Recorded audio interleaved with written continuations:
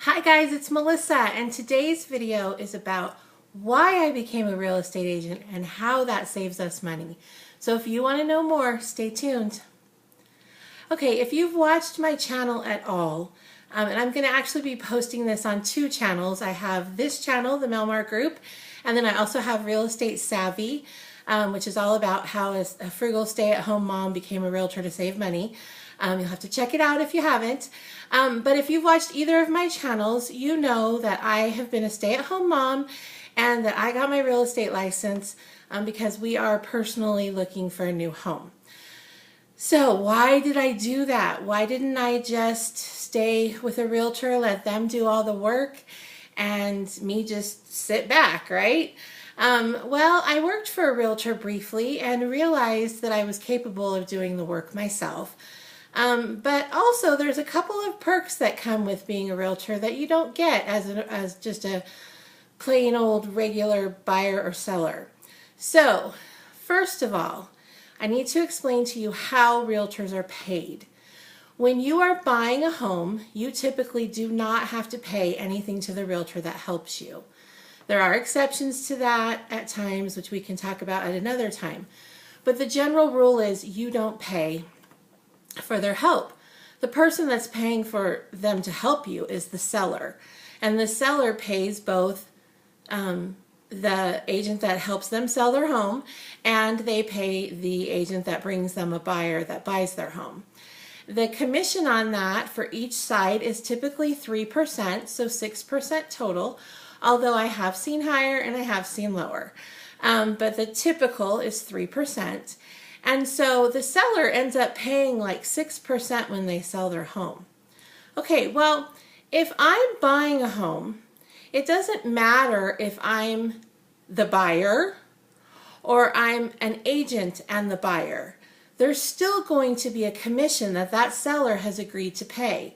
They agree to pay that when they list their home with whoever they decide to work with, and it goes on the MLS, the multiple listing service. So again, it doesn't matter if I'm the buyer or the buyer and I'm also an agent. That commission needs to be paid, and that commission when I buy can be paid to me. So what does that mean? That means that the seller actually pays me money to buy their house. Sound good, right? So it's a pretty cool situation that way. Now, you're wondering, well, how much, could that be? Well, some of the homes, depending on the value of the home, you could be looking at getting 12 to 20 grand or more in a commission. Just depends on the price range that you're shopping in. Who wouldn't like to have a check written to them after they buy a home so that they can do things to that home, right? So that was the reason that I got my license. There is, and staying in line with that, when I go to sell our home, I don't have to pay another agent. I don't have to pay that 3% to an agent to put my home on the market and represent us, because I can do that. So the only commission that I have to pay when we sell is to, if an agent brings me a buyer and they close, then I would have to pay that agent a commission. But I don't have to pay someone to do our part of things when we go to sell. So again, you're looking at 12 to 20,000 or more. So you're looking between 25 and 40,000, at least in the ranges we've looked at, that I can be saving and or making during the process.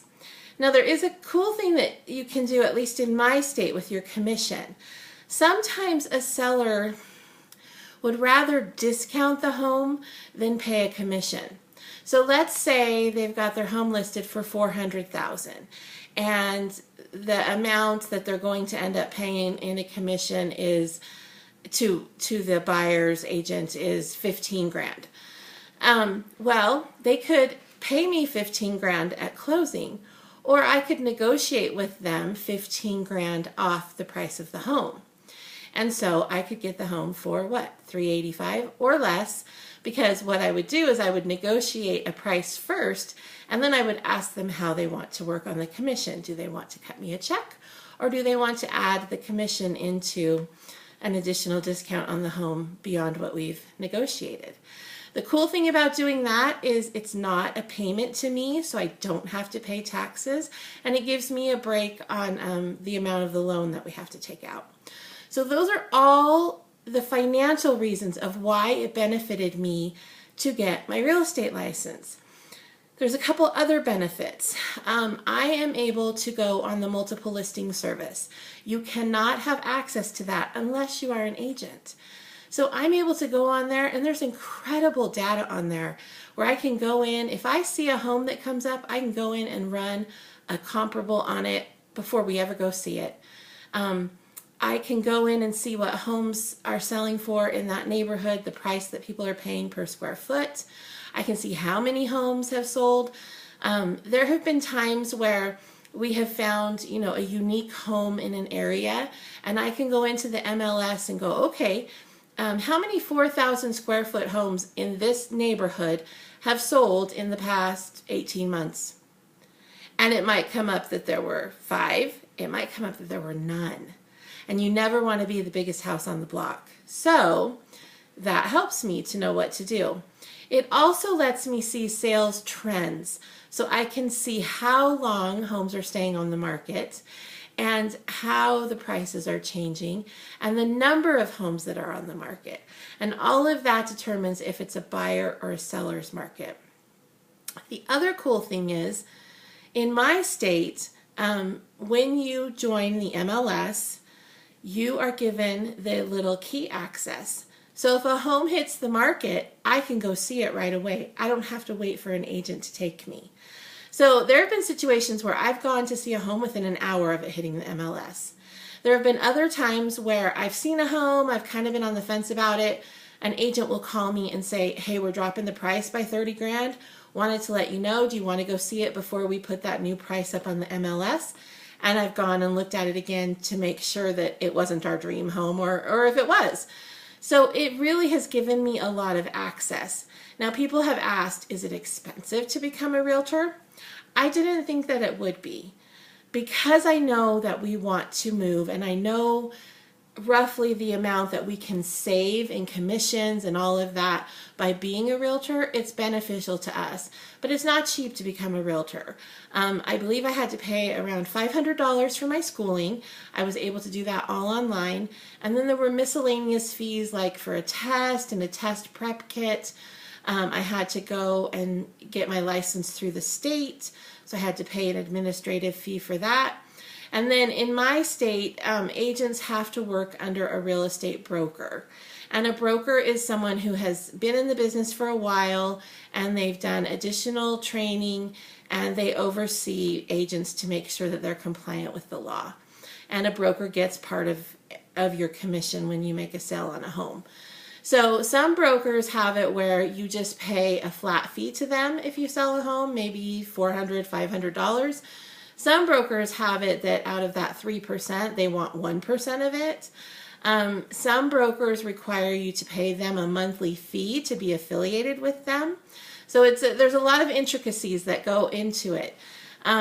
I chose to be with a broker that does not charge me any monthly fees, and they offer a lot of training. They're a really big brokerage. A lot of training. I could go in and use their systems if I wanted in their office and their conference room and all those things for free. And I just have to pay them a flat fee if and when I sell a home. So those all sound great, right? The flip side of that is that broker requires that their agents be part of the MLS. Okay, I want to be on the multiple listing service. I want to see what is out there. That's great. I'm happy to do that. Well, where I live, if you join the MLS, you also have to join several other boards, Salt Lake County Board of Realtors. You also have to join the National Association of Realtors, and all of those have additional fees. And you can't have MLS access or the key access unless you join all of those things. And my broker requires that I join all of those things. So my total out of pocket to become a realtor was about $3,500. And then I have to pay, every year I have to pay a renewal of all those boards that I have to be a part of. and that's about $800. And every month I have to pay just under $40 to have the MLS access and my little key access. So I would say right now, in probably the 15, 16 months that I've been licensed, let's see, we've probably spent $4,500, maybe a little less, maybe a little more. I haven't done the exact math on it. But if you look at that in comparison to, you know, the possible 25, 30 grand that I could get by being licensed for any transaction, then the money right now is working in our favor. Doing this long term, I don't know. But for right now in our situation, it's working in our favor. So that is why I became a realtor. That is how being a realtor is saving me money in personal purchases and transactions. And, you know, if you've got any questions about that, I'd love to answer them for you. The other cool thing about being a realtor is I wanted to be able to work from home. And a lot of realtors need extra help. And because I'm licensed, it gives me a little bit more credibility with them as far as I took the time to go through school. I have the access to the MLS. I have networking opportunities, all of those things. And so it gives me a little more credibility than somebody that may not have that. So that's been helpful also. But the ultimate thing is the money we can save when we buy and sell and being paid to purchase someone's home. So if you like this video, give it a thumbs up. Again, check out my channels. This is for the Melmark Group, but I've also got my channel Real Estate Savvy. I'd love to have you be a part of both communities. And again, if you have any questions or comments, I'd love to hear those also. And until next time, make it a great day. Thanks. Bye.